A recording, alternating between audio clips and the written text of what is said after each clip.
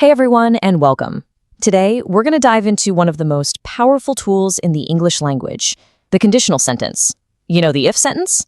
It's the language of possibility, of dreams, and of cause and effect. So let's just jump right in with a question for you. What if I told you that in just the next few minutes, you could get a super clear handle on how to use if correctly every single time? Well, guess what? That's exactly what we're going to do. So at its core, a conditional sentence is really just a simple cause and effect statement. You've got the if part, that's the condition, and then you've got the main part, that's the result. If this happens, then that happens. It's really as simple as that. Okay, and before we dive into the different types, here's a super simple trick that'll instantly make your writing better. If your sentence starts with the if part, you just pop a comma in the middle. But if the result comes first, you don't need a comma at all. Super easy, right? All right, let's get into the good stuff. We're going to kick things off with the two conditionals that deal with the real world. You know, the ones we use for actual facts and real possibilities. So, first up, we've got the zero conditional. I like to call this the scientific conditional. Why? Because it's for things that are just 100% true. Every single time. We're talking scientific facts, general truths, habits. This is the one you use. And the recipe for it is so simple. Your if part uses the present simple tense. And, you guessed it, the result part also uses the present simple. Present and present. That's all you have to remember. For example, if you heat ice, it melts.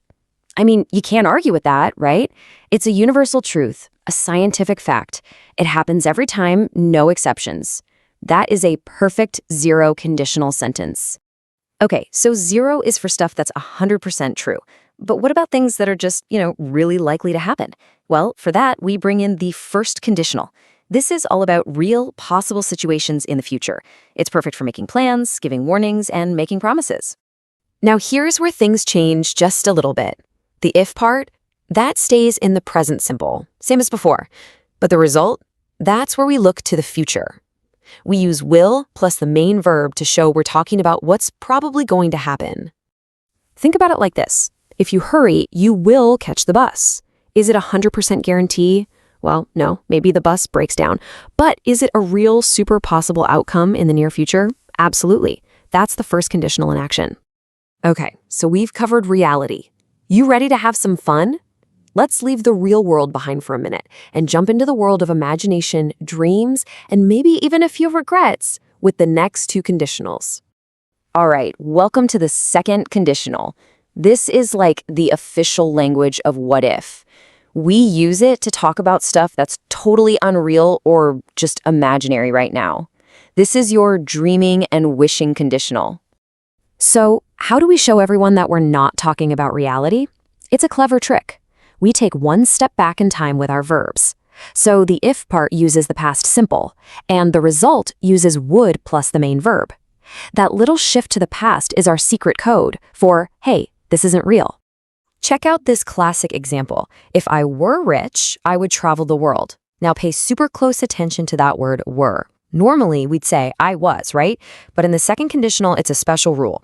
We use were for everybody. I were, he were, she were, to really emphasize that this is all just a hypothetical dream.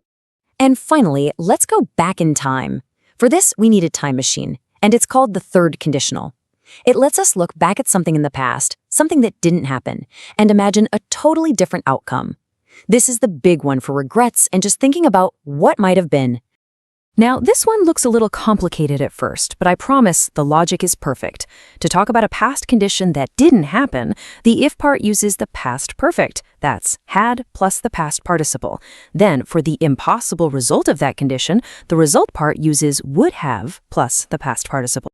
Let's put it into a real situation. If I had studied, I would have passed. What's the reality here? The reality is I didn't study, and so I didn't pass. The third conditional is just our way of talking about that imaginary alternate past.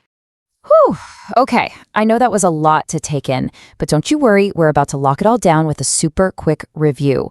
This is the part you're going to want to remember. Okay, this table right here, this is basically everything you need to know, all in one place.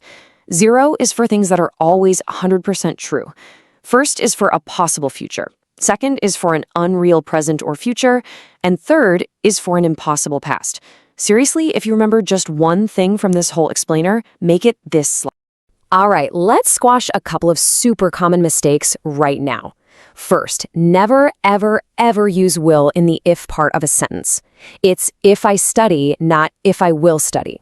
Second, for that imaginary second conditional, try to always use were, not was. If I were rich. It just sounds so much better. It's a tiny change that makes a huge difference. Want to know a pro tip to sound even more advanced? You can swap out if not for one single cool word, unless. So instead of saying, if you do not study, you will fail, you can just say, unless you study, you will fail. How cool is that? It's a great little upgrade for your vocabulary. All right, that's enough of me talking. It is your turn to shine. Let's see if you can put these rules into practice with a few quick questions. You ready?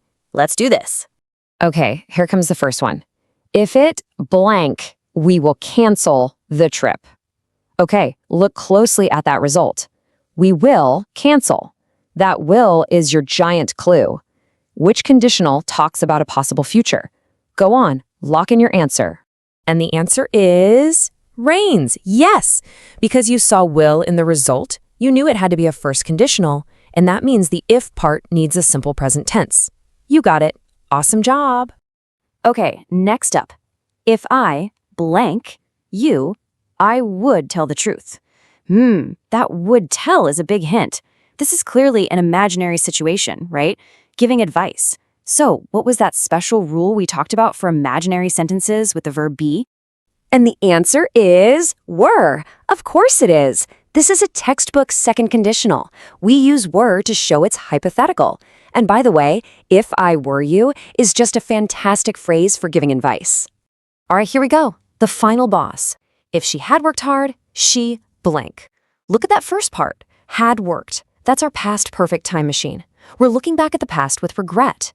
So, what do you need to complete that third conditional pattern? Think hard. The answer is would have passed.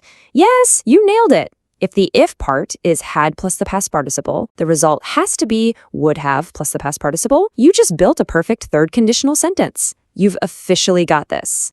So, there you have it. From scientific facts to imaginary pasts, you now know the 4 essential English conditionals. But listen, these aren't just grammar rules in a textbook. They're actual tools. They're tools that let you dream and plan and reflect. So the only real question left is, now that you know the rules, what amazing new possibilities are you going to talk about? Thanks so much for watching.